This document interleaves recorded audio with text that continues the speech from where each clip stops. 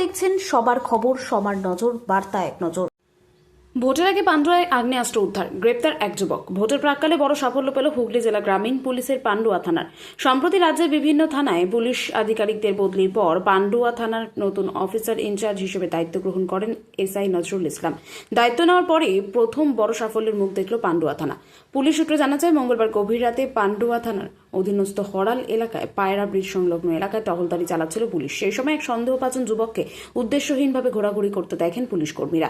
তার আচরণে অসঙ্গতি ধরা পড়ায় তাকে আটক করা হয়। পরবর্তীতে তল্লাশি চালানোর সময় তার কোমরের পেছন দিক থেকে একটি দেশীয় তৈরি পাইপ গান এবং এক রাউন্ড তাজা কার্তুজ উদ্ধার করে পুলিশ। ধৃত যুবকের নাম নাসির হোসেন। তার বাড়ি হুগলির ভদ্রেশ্বর থানার ৮ নম্বর ওয়ার্ডের পাইকপাড়া এসকে পাল চৌধুরী স্ট্রিট এলাকায়।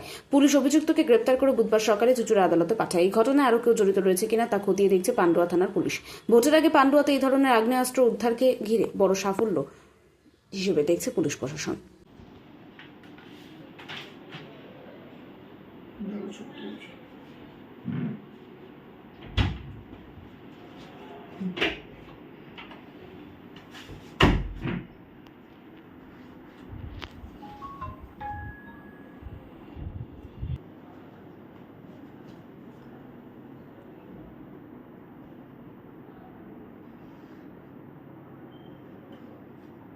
আমাদের হয়ে গেছে।